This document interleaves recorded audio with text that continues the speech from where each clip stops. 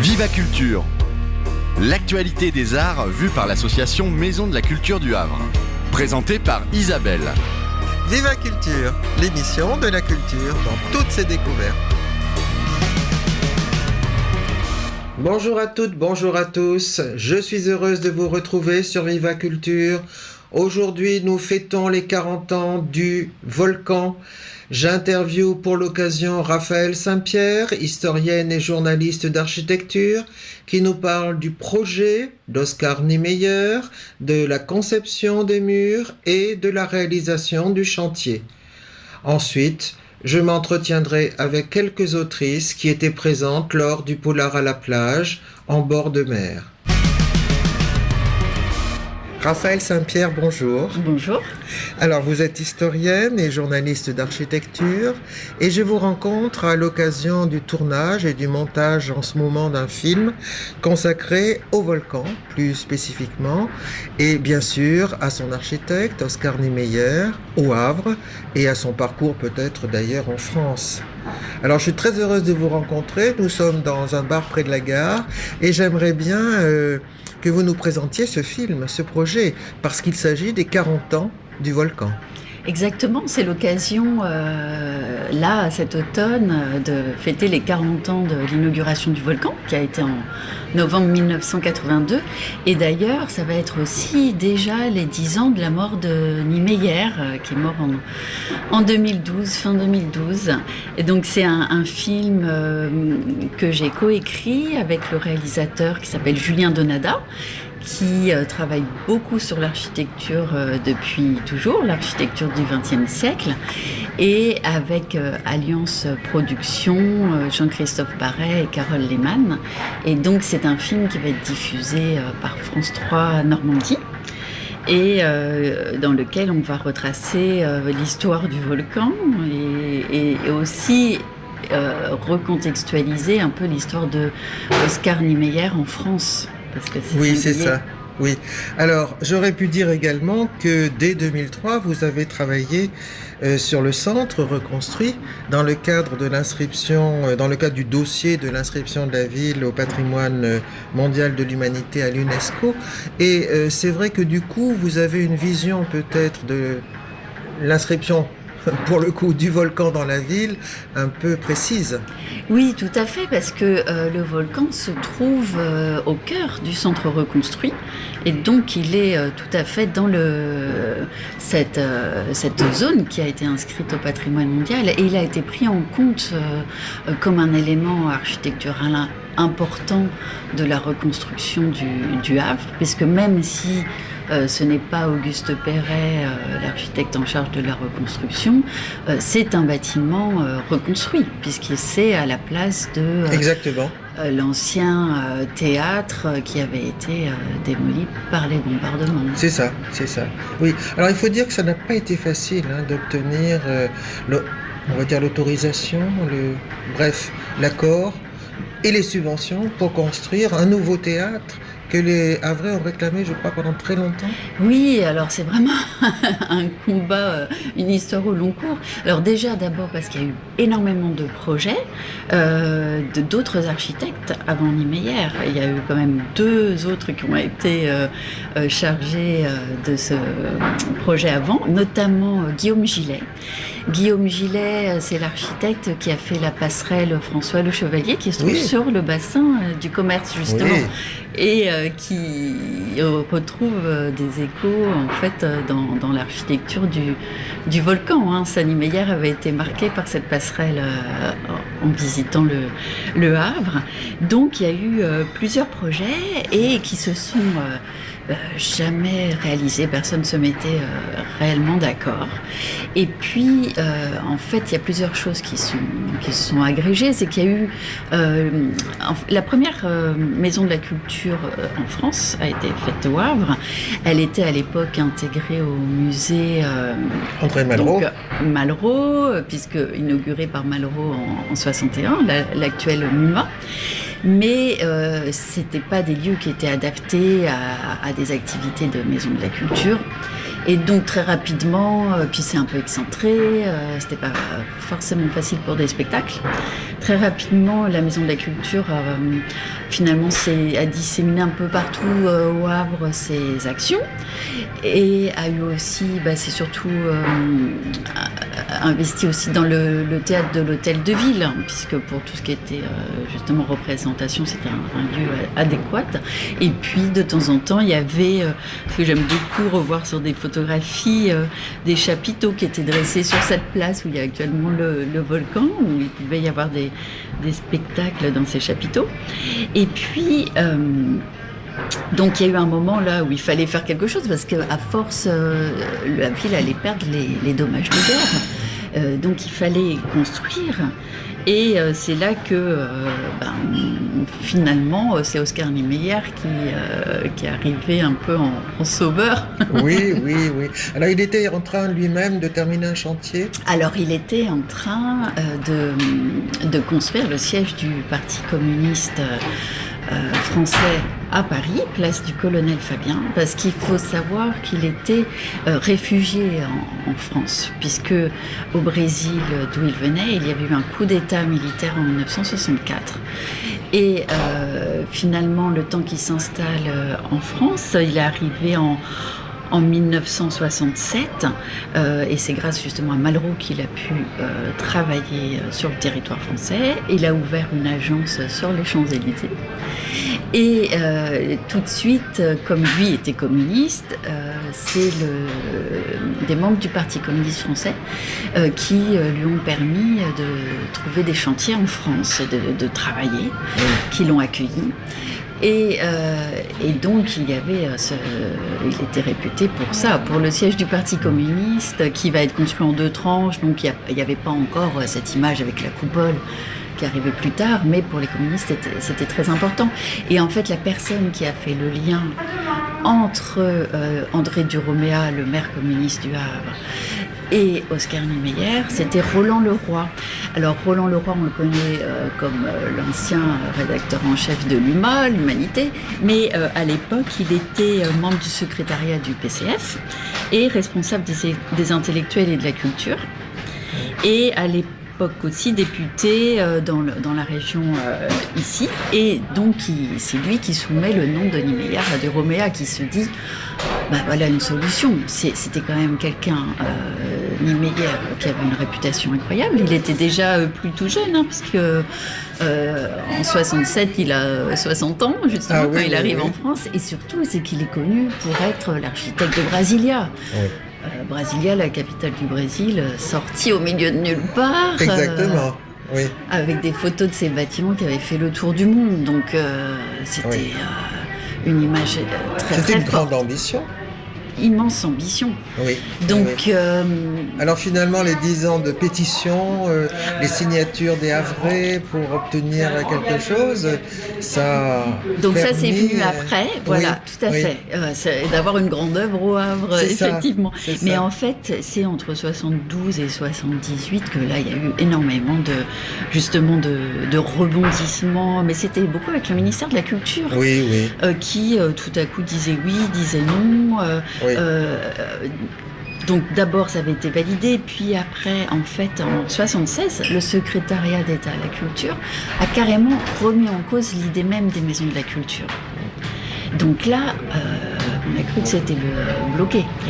Et puis il y a aussi une commission régionale des opérations immobilières et d'architecture qui émet un avis défavorable à un moment. Donc à chaque fois heureusement, le conseil d'administration de la MCH a lancé une grande campagne publique Georges Rosweg. Avec Georges Rosweg. On retrouve des prospectus de l'époque en disant ce projet est menacé par le gouvernement, défendons-le.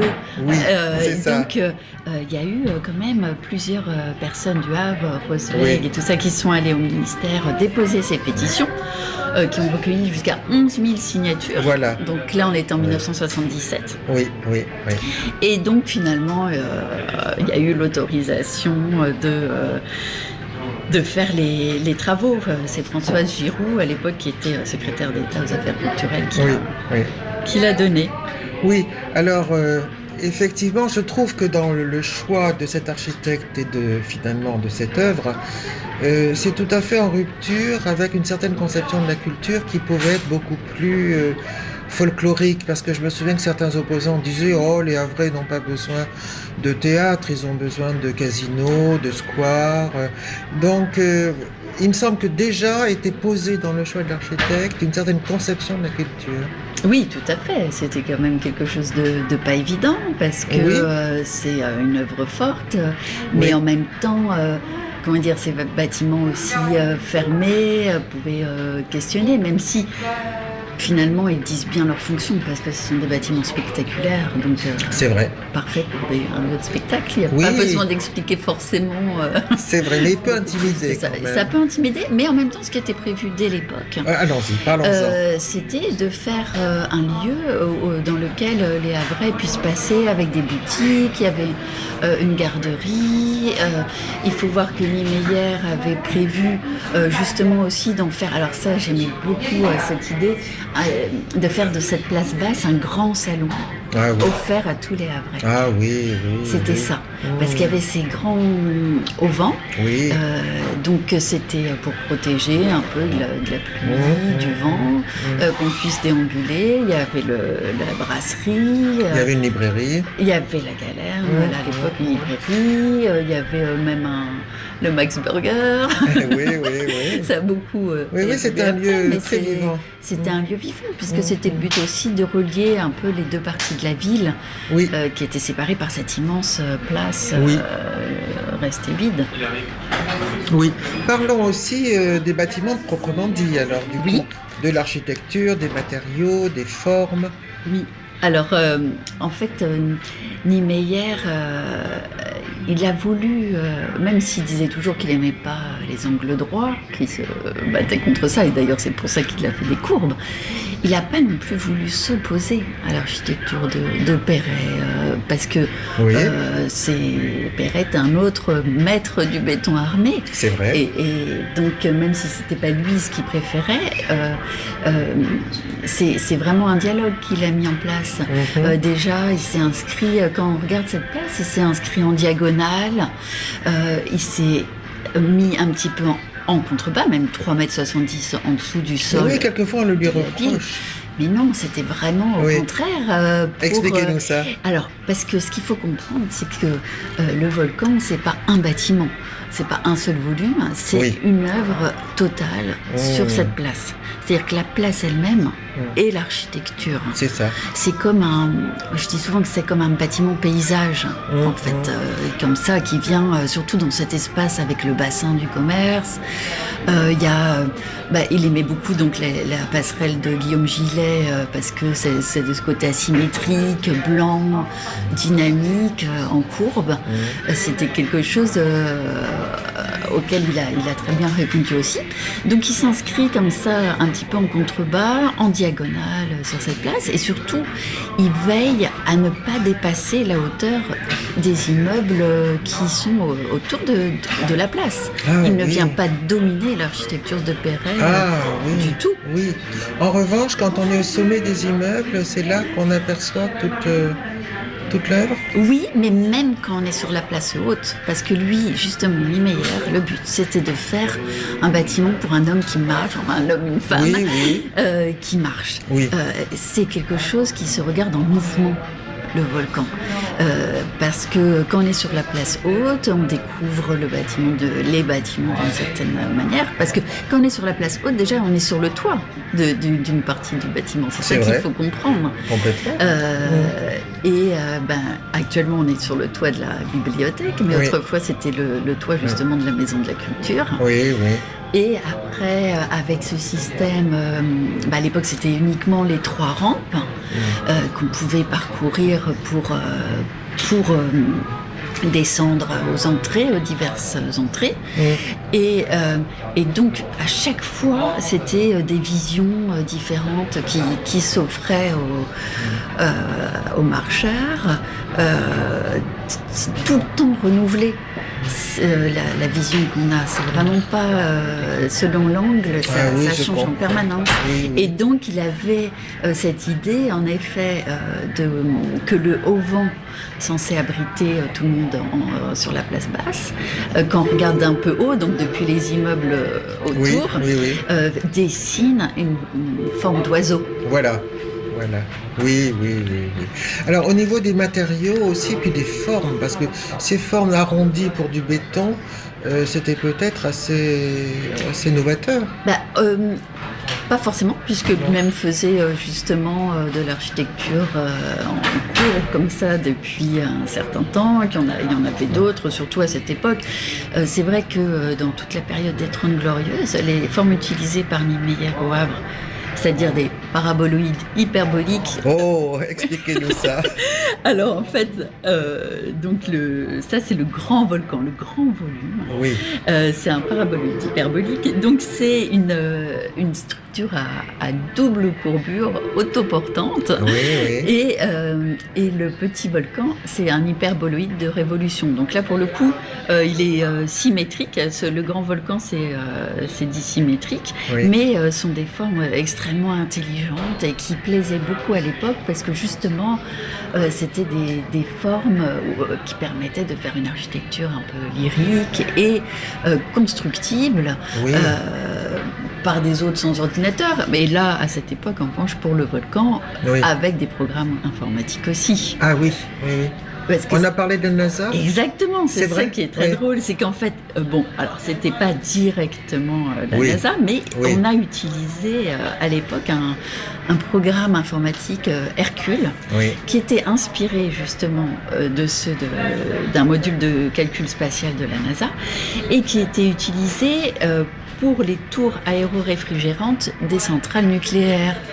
Donc évidemment, après, souvent les gens appelaient la centrale. Ah oui, c'est vrai. Mais en fait, sur le plan technique, constructif, c'est tout à fait pertinent. Oui. Voilà. Oui. Alors, on pourrait peut-être dire que c'était donc un chantier qui a duré longtemps. Alors, longtemps, vu l'ampleur, c'était normal. Donc, ça a commencé, c'était fin 78, je pense. À l'automne 78 et inauguré en effet 4 ans plus tard.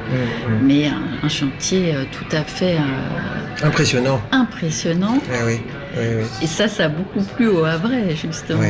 Ah oui, sûrement. Il y a un endroit qui avait été installé pour que tout le monde observe l'évolution du chantier. Et je crois que tous les gens qui ont connu cette période se souviennent et le disent tous des coffrages en bois. Parce que donc, le béton s'est coulé dans des coffrages en bois.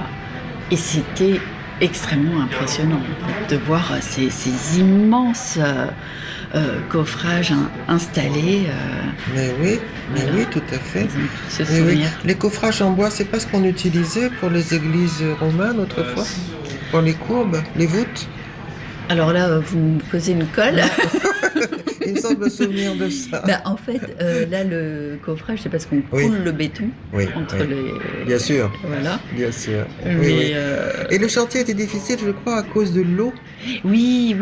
Il avait fallu justement étanchéifier tout ça, là, et puis creuser et empêcher que l'eau ne rentre. Donc il y a eu beaucoup de choses sur le plan technique, en effet, un énorme des quantités de béton qui ont été mises pour que ce soit étanche. Et c'est Jean-Maure Lyonnais à qui il faut rendre hommage aussi, qui a bien suivi le chantier. Oui, parce que Oscar Niemeyer n'était évidemment pas là tout le temps. Déjà, il faut savoir que à l'époque, il était à Paris, mais il était aussi dans d'autres pays pour d'autres chantiers. Et surtout, c'est quelqu'un qui ne voulait pas prendre l'avion, donc qui voyageait très lentement. Ah oui, sûrement. Oui. En paquebot, en voiture, en train. Oui. Mais il venait de temps en temps, évidemment. Mais son architecte d'opération, qu'il avait nommé pour le volcan et pour d'autres chantiers qui menaient en France en parallèle. Oui. C'était Jean-Maure Lyonnais, Ah, c'est ça.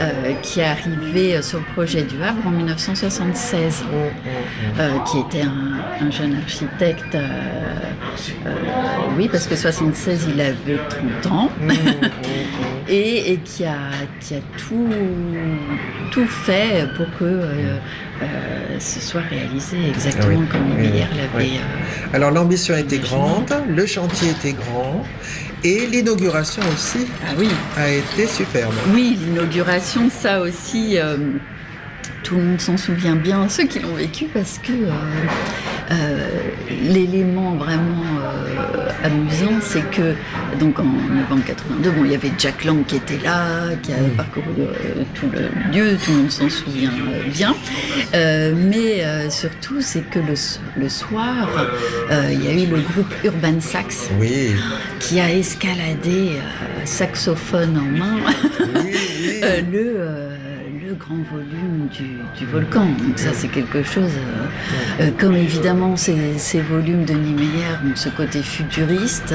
Ils étaient là avec des tenues blanches et pailletées, les saxos, et en train d'escalader tout ça. C'est, voilà, ça a marqué tout le monde. C'est extraordinaire. Ah oui. Et puis on a eu aussi le Casatsus. Oui, tout à fait, qui avait... fait le premier concert, et donc il y avait la projection du film d'Abel Gance, Napoléon, sur trois écrans, parce que c'était une salle exceptionnelle dans ses dimensions aussi. Oui, je crois que c'était une des plus grandes d'Europe. Oui, tout à fait. Ah oui. Alors comment les Havrais ont-ils réagi après l'ouverture? Je sais que la direction du volcan, on n'appelait pas ça encore le volcan, c'est Milianti qui a choisi le nom le volcan. Mais comment ont-ils réagi après? La direction avait choisi de faire un nouveau programme, de marquer le coup, on va dire. Oui, le volcan est devenu tout de même très rapidement un lieu où il fallait être quand même, un lieu branché. Voilà. Parce que la plus petite salle avait une programmation particulière aussi. Très ouverte. Ça a été quand même un lieu un peu alternatif aussi. Et puis, dans la grande salle, ça permettait également des spectacles fabuleux. Il y a eu aussi l'ouverture du cinéma, l'Éden. Donc, c'était...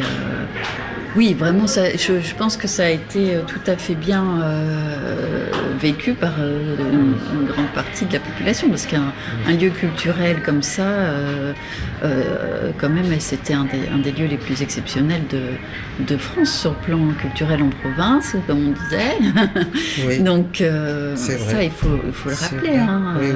Et puis sinon, c'était aussi un lieu où on se retrouvait, où les jeunes se retrouvaient, aimaient bien.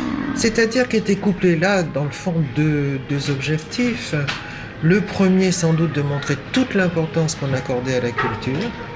C'est quelque chose d'essentiel. Et le deuxième objectif, c'est que ce soit un lieu de vie.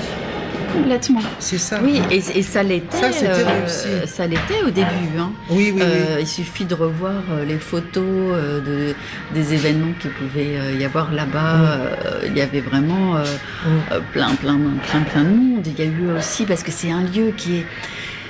C'est comme une pièce, en fait, cette place basse aussi. Quand il y a eu en 84 l'exposition des sculptures d'Henry Moore, ça a eu un succès incroyable, parce que c'est un lieu où on peut faire ce type d'événement. C'est juste. C'est comme un musée à ciel ouvert, en fait.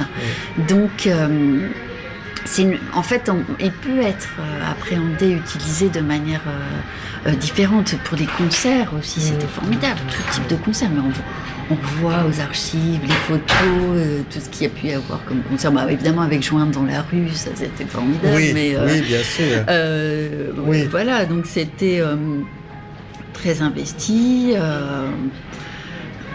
Un grand succès. Après, c'est vrai que ça a été plus compliqué, je pense, au niveau des petites boutiques, où ça n'a pas toujours fonctionné on pouvait l'espérer que ça a peut-être un peu changé, qu'il n'y avait peut-être pas des choses à la hauteur dans les années qui suivaient du lieu. Oui.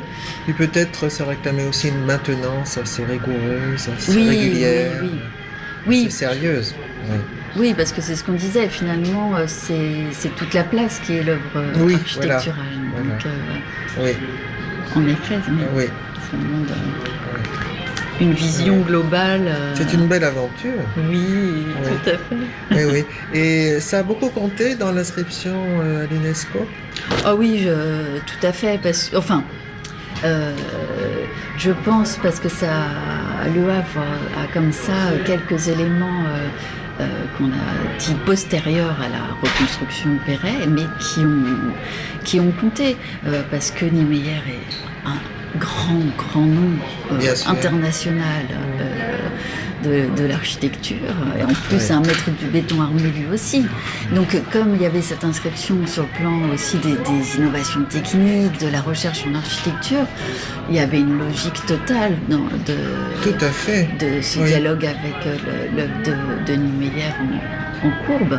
Et puis, oui, puisque dans le périmètre UNESCO a aussi été intégré la résidence de France, qui est un bâtiment de Candilis, qui est aussi un grand architecte. Donc, tout ça, ça a été pris en compte parfaitement. Oui. C'est-à-dire, dans tous les cas, on a visé, dans le fond, un geste architectural d'excellence. Exactement. Oui. Oui, parce que qui c'est qui disait ça? C'est Malraux qui disait le mot hideux de province. Et il espérait bien que la Maison de la Culture allait gommer cet aspect provincial, petit à son idée. Et c'est réussi. Oui, totalement. Voilà. Totalement. Oui.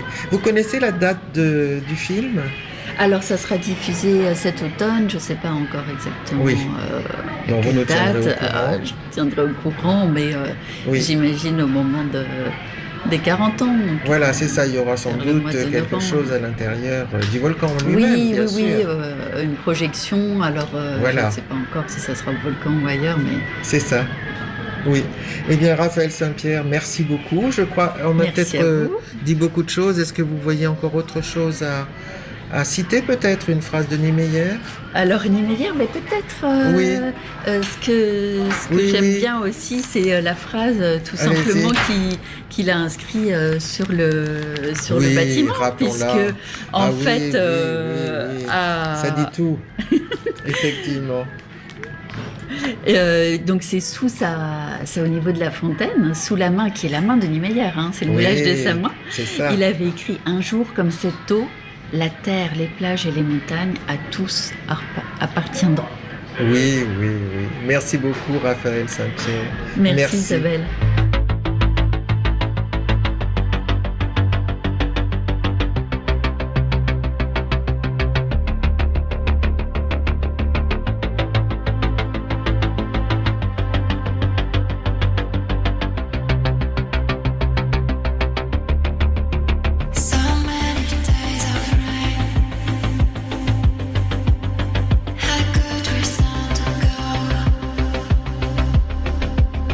Hold my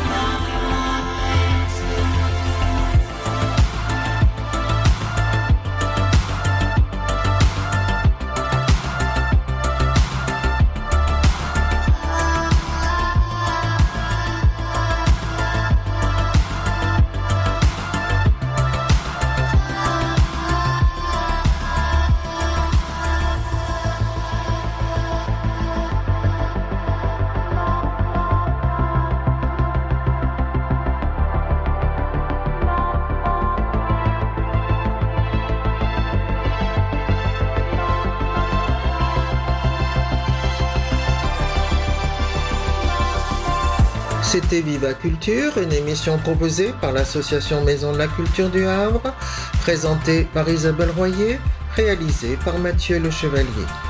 Nous sommes en train d'écouter Maud Jeffrey, c'est un extrait de son album Ad Astra, le titre est Way Out. Ensuite, nous écouterons quelques entretiens que j'ai enregistrés lors du Polar à la plage avec quelques autrices. Je vous souhaite un bon été d'ores et déjà. Je vous invite évidemment à nous rejoindre, adhérer et je vous remercie et vous dis au revoir. À la semaine prochaine.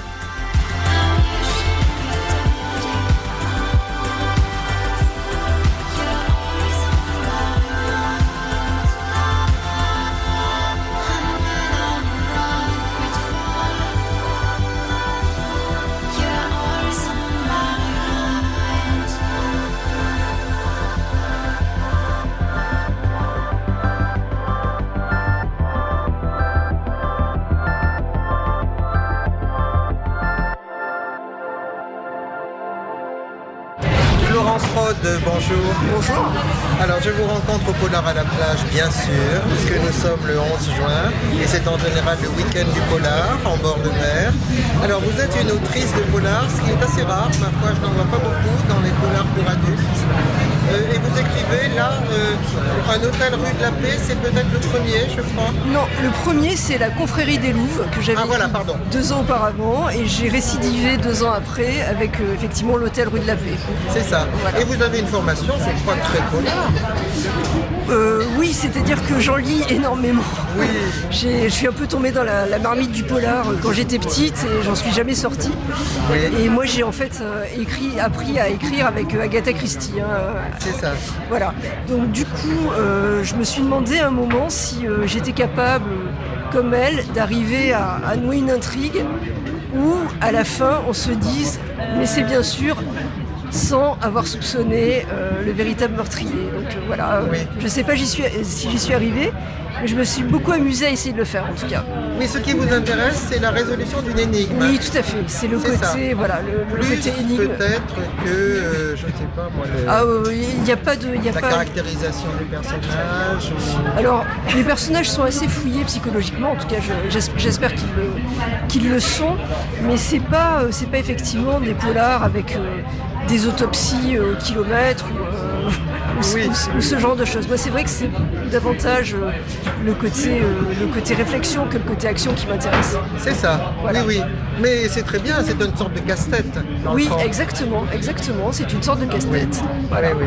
Digne donc de quoi? D'Hercule Poirot.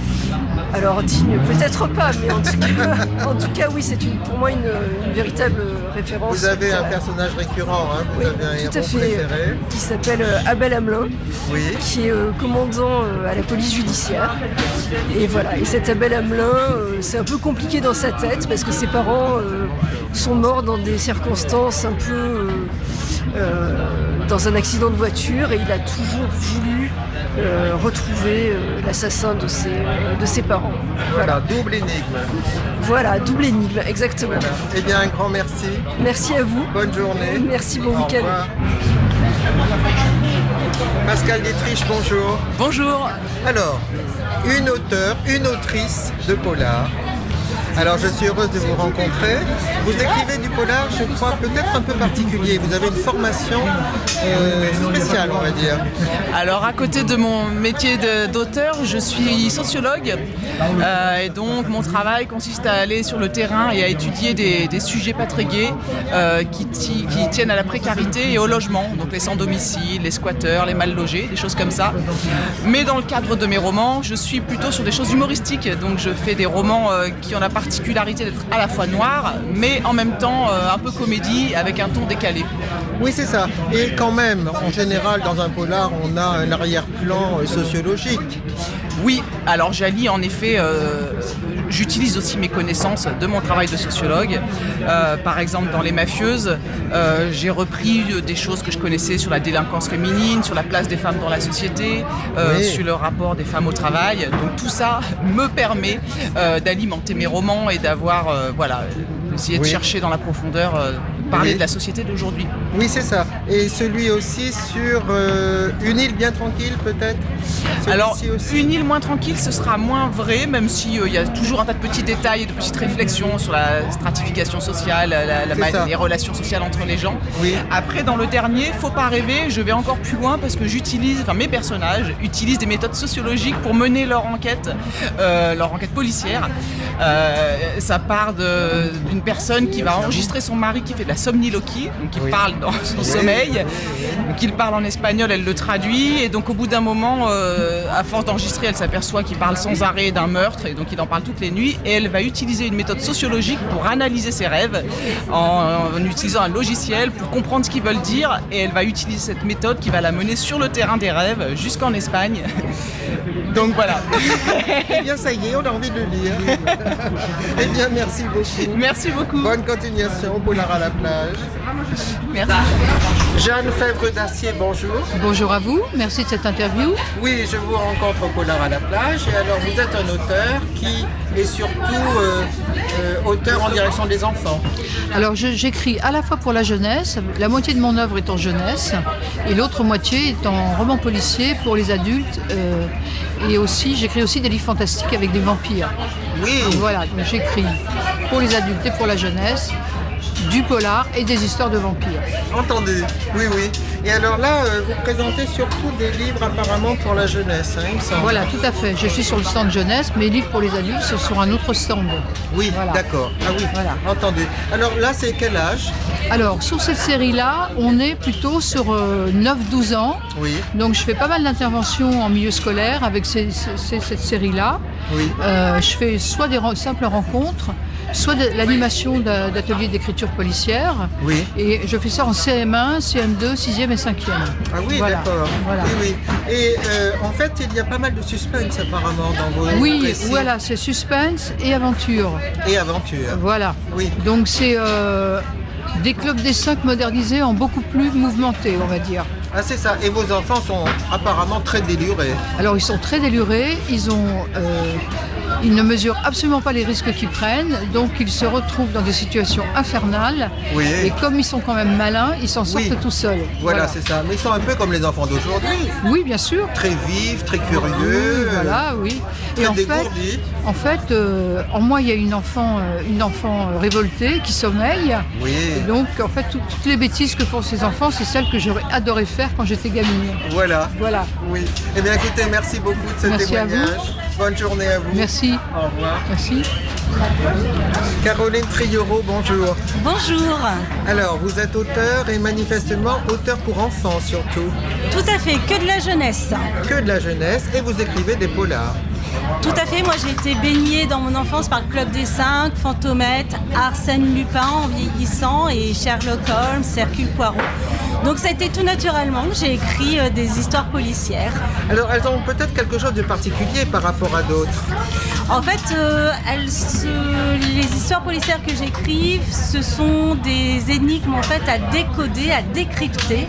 Donc voilà, on initie les enfants à la cryptologie, au code de César, code de Vigenère, et ça leur permet donc de résoudre d'incroyables mystères au cœur du Havre. Est-ce que vous donnez la solution? Bien sûr. C'est pas trop compliqué. Alors, je vous avoue que je ne suis pas mathématicienne, que moi-même, des fois, je me perds en créant les codes. Donc, je vous assure que non, je compte sur eux pour les résoudre. Oui, voilà, ça peut les intéresser. Alors, ça va de quel âge à quel âge? Alors, on va de 10 ans à 14 ans à peu près, voilà, CM1 jusqu'à la 5e. Et ils ont en plus la version audio qui peut les aider quand ils sont un petit peu fatigués dans leur lecture. Oui, c'est ça. Et je crois que vous avez un libraire préféré? Oui, tout à fait. Vous pouvez nous retrouver à la librairie des 400 coups Oui. au Havre, près de l'hôtel de ville. Voilà. Eh bien, écoutez, merci de participer au Polar à la plage. Merci beaucoup à vous. Merci beaucoup. Bonne journée. Merci vous aussi.